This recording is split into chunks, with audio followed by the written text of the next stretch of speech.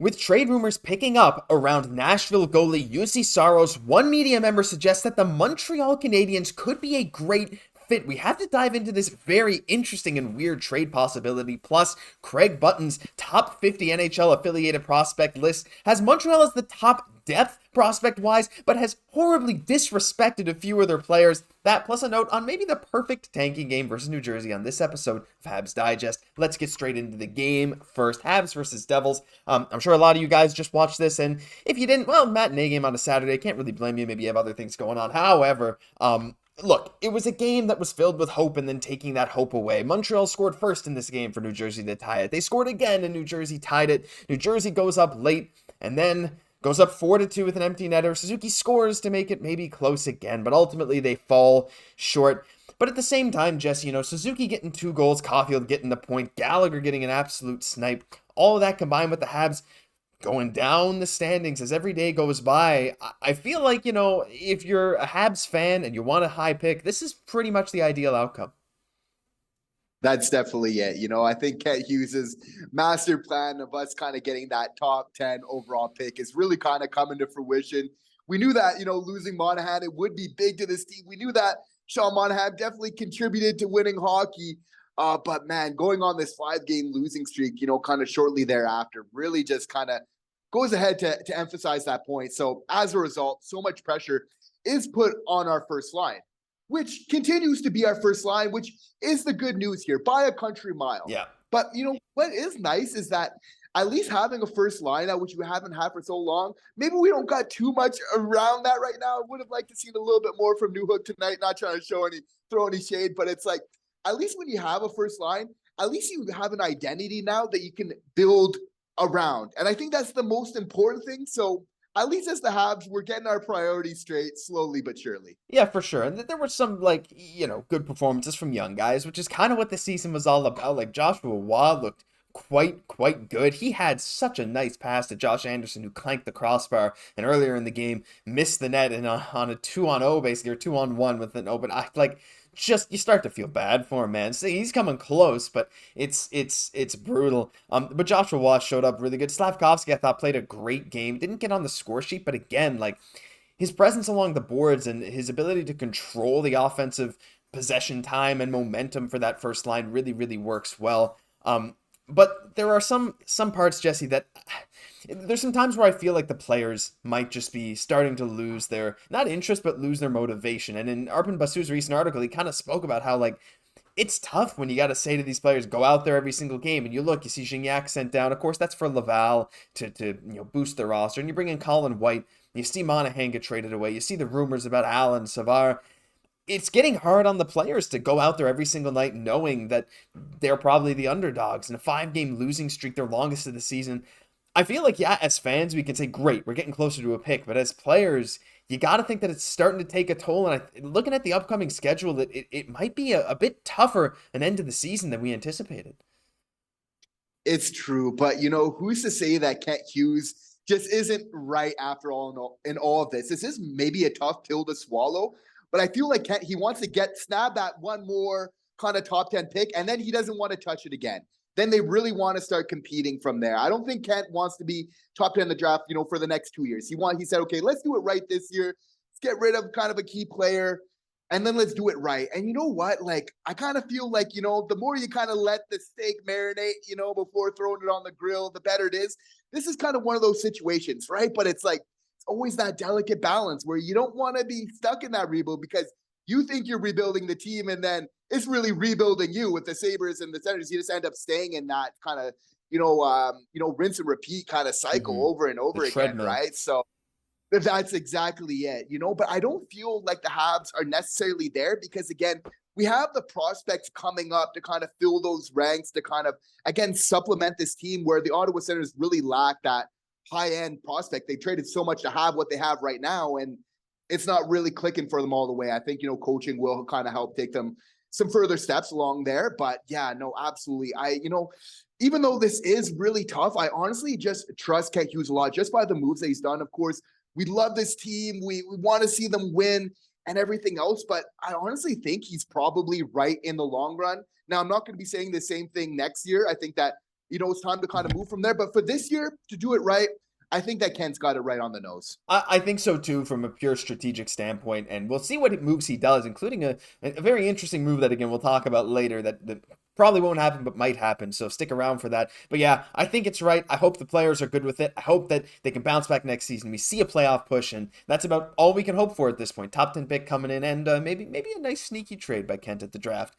Let's move on next to a bit of talk about the Habs prospects that they have already, and Craig Button, like we were talking about before the show, it feels like sometimes he's hot and cold on Habs prospects, and he recently posted his list of top 50 NHL affiliated prospects. And so let me just show you this right now. This isn't this shows where the Habs players land on the list, where they have Lane Hutson at number 16, which I feel is a bit low.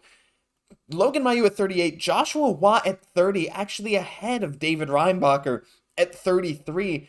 While a lot of guys who went ahead of Reinbacher in that draft are like a lot of the top 10 picks from this past year's draft are up in the top 10 here, Jesse. And look, yeah, it says when it comes to prospect depth, the Montreal Canadiens lead the way. They continue to rebuild. They got lots of help. Hutson continues to dominate in the NCAA. Waugh is playing really well for Montreal, but I feel like there's just a lot of disrespect here. I feel like Reinbacher that low is, yeah, his team is bad, but he's not bad. And like, I don't know. I feel like this year it's really a tough pill to swallow when I'm looking at this. Like, come on, Craig. Like, I just think that these Habs players should be higher up on this list. I'm not sure why I think so many people are now sleeping on this prospect pool that Kent Hughes has really built up. No, it's true. But, as Habs fans, we're kind of used to this in a lot of ways, right? But you have to feel there is a very good opportunity that David Reinbacher is the top 4 defenseman in the NHL, right? So just by virtue of that, you definitely feel like he'd be up higher. He was drafted where he was. He was ranked as the best, defenseman last year for the draft. And just because his team isn't playing all that great, I don't think makes him kind of drop that much. For sure, could be maybe doing a little bit more, but at the same time, really solid. We know that mobility.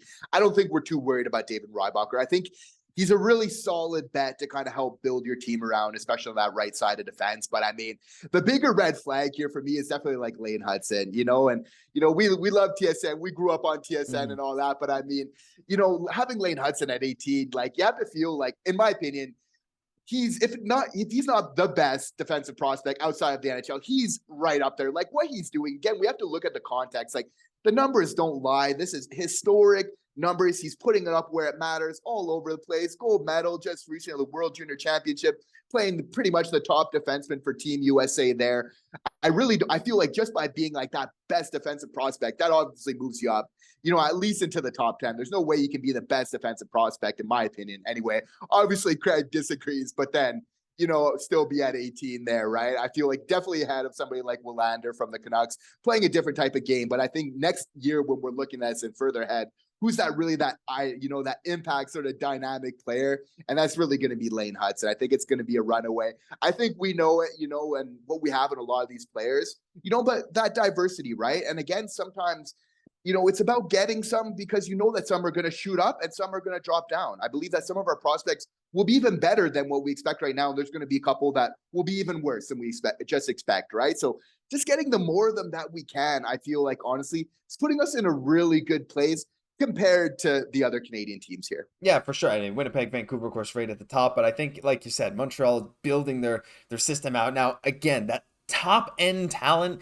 is something that Montreal has sorely lacked. However, Slafkovsky certainly seems like he's going to develop into that. And Lane Hutson as well, I completely agree. I think 16 is far too low for him. I think that just by virtue of what he's doing in the NCAA, it's impossible to have him lower than, like, you got to have him at least in the top 10 in my mind. But we'd love to hear from you guys. What do you think? Are these disrespectful rankings? Are they realistic? What do you guys think? Let us know down below. Let's move on to the trade, not proposal, but it kind of trade speculation. Now, this is speculation, of course. This is not something that is officially linked to Montreal, but Juuse Saros has been linked to multiple teams in the recent days. Reports have been circulating out of Nashville that Juuse Saros could very likely be on the move, him and his $5 million cap hit for this season and next, with teams such as Los Angeles, New Jersey, and Ottawa being linked. And of course, Montreal's in somewhat of a similar situation to Ottawa, while they are maybe a year or two, well, maybe a little more ahead on their rebuild process for Montreal when it comes to their talent, like Stützle, like Sanderson, like, I guess, Shabbat, like Brady Tkachuk. Montreal is an interesting destination. And on a recent episode of Sortie de Zone, Louis Jean was on the episode and he was asked, hey, do you think that the Habs could go after Saros and kind of do a Saros-Montembeault duo? And he said, yeah. And it's not that insane. Let's highlight this. Look, I know it's just this year and next, Jesse, but the players want to win. And bringing in Juuse Saros, a guy with an incredible track record, like just an insane track record, also at only 28 years old, well within his prime range, as goalies' primes often extend into their 30s, well into their 30s. This guy is unbelievable, and I know a lot of us have been talking about how Monty should be the 1A of the future, and I kind of, we'll see, like, how he continues to progress, how Fowler does, but Saros is a 1A, and I know it would just be for next season. But depending on the price, if you can lock down a season of Saros and Montembeault with the potential to extend Saros beyond that, is that something you'd be comfortable running long term? Again, this is kind of far-fetched. It's not necessarily something, but teams that are kind of similar to Montreal's situation are actually linked to him. I don't know. What are your thoughts, Jesse? I would totally love this trade just because I'm a big goalie guy. Like, and I think that sometimes we undervalue them for what they do. Like, if you look at a goaltender, basically 9.5 times out of 10, you have to be better than the player you're playing against to stop that shot, everything else like that, you know? So for me, it's like, I really like this player. I would absolutely love the combo. If he's willing to kind of come, you know, and everything like that, I think you definitely need to kick the tires on that. Absolutely. You know, I think that one of the things right now, though, is that we're looking to get money off the books, you know, so that's just the one issue. But we already know the players that are probably not part of this long-term future. So that's just kind of part of the process. I don't think that bringing in a player like Saros necessarily changes. Like, we know that the money is coming in off the books, you know, at some point. We just need to be patient. Can we just bring kind of something in the meantime, right? Like, obviously having that amazing tandem would be amazing. We're still looking to get rid of a goalie right now, but you know, as you're building a team, you really need to go with the flow and as these sort of opportunities come up, you know, and I do believe the Habs do want to be competitive, you know, sooner than later, right? So that is that type of move. Like, I would just absolutely love it. I just think he would be such a tremendous, you know, acquisition for this team for what we could probably get him for. Yeah, and it depends as well, right? You got a year and a bit left on this deal, and hey, Allen's money moving out almost, not almost mirrors that, but I mean, it's about within $1 million. Montreal could make it work. Again, is it far-fetched? Yes. But it's not impossible, and teams are looking at Saros, teams that are maybe trying to make that jump into the playoff push. He doesn't have a no-trade clause. The only problem would be extending him beyond that 1 year. But if you can get him for, you know, Kent Hughes has a bunch of picks, he has a bunch of prospects. If you're willing to commit to a kind of playoff run next year to show your guys, look, we want to win, right? We want to win now. We're going to go get an established 1A goalie. It's not the most insane thing in the world. And for the right price, I definitely wouldn't be opposed to it. But we'd love to know what you guys think. I'm sure a lot of you really agree with this, and I'm sure maybe even more of you completely disagree. But we'd love to hear all those opinions down below because this is kind of interesting. But that'll do it for this episode of Habs Digest. If you enjoyed, leave a like, comment, subscribe to the channel. We are so close to 11,000. So if you could hit that button, help us out, we'd really appreciate it. I've been your host, Josh Gosse, for my co-host, Jesse Poirier. We'll catch you in the next one.